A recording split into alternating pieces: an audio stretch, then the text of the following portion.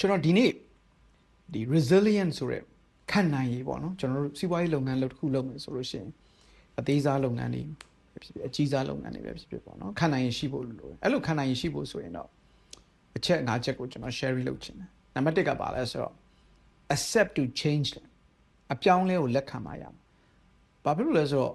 တစ်ချိန်လုံးကျွန်တော်တို့ရဲ့ဒီလောကကြီးကပြောင်းလဲအဲ့ဒီပြောင်းလဲနေတဲ့အချိန်မှာကိုဘာတွေလုပ်တဲ့လဲပေါ့နော်အဲ့တော့အဓိကကတော့ကျွန်တော်တို့ရန်လိုတာတွေကိုရှော့ရမယ်ခါကြရင်ပြောင်းလဲနေတဲ့အချိန်မှာကိုကနေသားမကြတဲ့အတွက်ဒေါသထွက်တာတွေပေါ့နော်စိတ်တူတာတွေအဲ့တော့ရန်လိုတာတွေကိုကျွန်တော်တို့ရှော့ဖို့လိုတယ်လိုက်ရောညီထွေဖြစ်အောင်နေဖို့လိုတယ်ပြီးတော့မှအပြောင်းလဲဆိုတာကျွန်တော်တို့ရှောင်လွှဲလို့မရဘူးဆိုတာကျွန်တော်တို့သိရမယ်အဲ့တော့ကိုထိန်းချုပ်လို့မရတာထက်ထိန်းချုပ်လို့ရတဲ့အရာတွေကိုကျွန်တော်တို့အာရုံစိုက်ဖို့လိုတယ်အဲ့ဒါကျွန်တော်တို့အတွက်ဒီနံပါတ်1အရေးကြီးဆုံးပါနံပါတ်2ကဘာလဲဆိုတော့ grow mindset အဲ့တော့ grow mindset ဆိုတာတော့ဘယ်လိုတိုးတက်အောင်လုပ်နေမလဲဆိုတဲ့အတွေးခေါ်အမြဲတမ်းထည့်ထားအခုချိန်မဖြစ်သေးရင်နောင်ဖြစ်ရမယ်ဆိုတဲ့စိတ်ပေါ့ grow ဖြစ်တယ်ဟာငါတို့ကဒီချိန်မှာဘယ်လိုလုပ် grow ဖြစ်မှာလဲဒီပြဿနာတွေနဲ့ဒီအခက်ခဲတွေနဲ့လို့ညည်းနေမယ်အစားကဲဟုတ်ပြီအဲ့ဒါဆိုရင်လည်းဒီပြဿနာတွေကြောင့်မို့ဆိုအခုမဖြစ်သေးရင်နောင်ဖြစ်မယ်အဲ့ grow ကဘယ်တော့ကျွန်တော်တို့အချိန်ယူမှာလဲအဲ့ဒါကိုကျွန်တော်တို့စဉ်းစားထားနံပါတ်3 learn your tribe လို့ခေါ်ကိုအားပေးတဲ့သူတွေနဲ့ရက်တီဖို့လိုတယ်တစ်ခါကျရင်ကိုဘေးနားမှာအားပေးတဲ့လူမရှိဘဲနဲ့ဆွဲချပြဿနာတွေကြီးပဲလာပြောနေတယ်ဒုက္ခတွေကြီးပဲလာပြောနေတယ်ပြန်စဉ်းစားကြည့်မှန်တယ်ဒုက္ခတွေကြီးပဲလူတိုင်းကရှိအဲ့ဒါတွေပဲနေ့တိုင်းပြောနေကိုဘာဖြစ်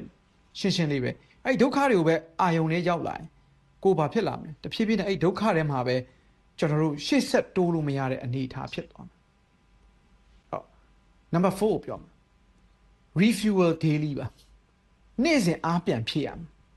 အဲ့တော့အားဘယ်လိုဖြည့်ရှင်းပါတယ်အေးရေးဝဝအိပ်လှုပ်လှုပ်ရှားရှားနေပါနော်ဝဝအိပ်ပြီးဝိုင်းငြိမ်ငြိမ်မနေနဲ့တော့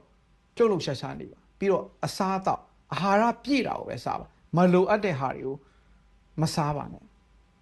အဲ့တော့ကိုပင်ပန်းနေတဲ့ခန္ဓာကိုယ်ကအားနေတဲ့စိတ်ကိုဖြစ်နိုင်တဲ့အတွက်ကြောင့်မို့လို့ကျွန်တော်ခုနပြောတဲ့အတိုင်းပဲအိတ်မပျော်ဘူးတွေမပြောပါနဲ့အိတ်ပျော်အောင်ဘယ်လိုလုပ်မလဲဆိုတဲ့ညီကွက်ကိုရှာမယ်လှုပ်လှုပ်ရှားရှားနေမယ်ငြိမ်ပြီးတော့မနေပါနဲ့ဟာဖုန်းပွတ်နေတယ် TV မှာပဲထိုင်နေတယ်အိမ်ကိစ္စတွေငါတို့ယောက်ျားတွေပဲမလိုဘူးဆိုတာမလုပ်ပါနဲ့ဝင်လုပ်ပါဘာမဟုတ်လဲလမ်းလျှောက်နေပါ Okay နော် number 5ကပါလဲဆိုတော့ celebrate small win လို့ခေါ်ပါတယ်တေးသေးလေးအောင်မြင်တဲ့ဟာကိုလည်းချီးကျူးနိုင်ရမယ်ဟာဒီလောက်ဒီနေ့လုံနိုင်တယ်တော့မဟုတ်ကိုယ့်ရဲ့အောက်ကဝန်ထမ်းတွေမင်းတို့ဒီလောက်လုံနိုင်အဲ့တော့ဒါဘာလဲဆိုလို့ရှိရင်အလုပ်တစ်ခုပြီးတိုင်းကိုဒီအခက်ခဲတွေကြော်ဖြတ်နိုင်တယ်ဆိုတဲ့စိတ်အဲ့ဒါဘာလဲဆိုတော့ဇွဲရှိလာတယ်။အော်ငါတေးသေးလေးတွေအောင်မြင်လာတယ်တေးသေးလေးပြီးရင်အကြီးအောင်မြင်မယ်ဆိုတဲ့စိတ်ကိုကျွန်တော်တို့ကမွေးတယ်လို့ခေါ်တယ်။ဥပမာတနေ့တလံပကံပဲရွေ့မလဲဆိုတဲ့စိတ်ပေါ့။အဲ့တော့ဒီခန္ဓာရင်ရှိတဲ့စိတ်ကိုမွေးမှသာလဲကျွန်တော်တို့လက်ရှိပြောင်းလဲနေတဲ့အခြေအနေမှာကျွန်တော်တို့ရှင်းသတ်နိုင်မယ်တင်ကျက်နိုင်မယ်။ Okay နောက်ဗီဒီယိုတွေမှာလည်းကျွန်တော်တို့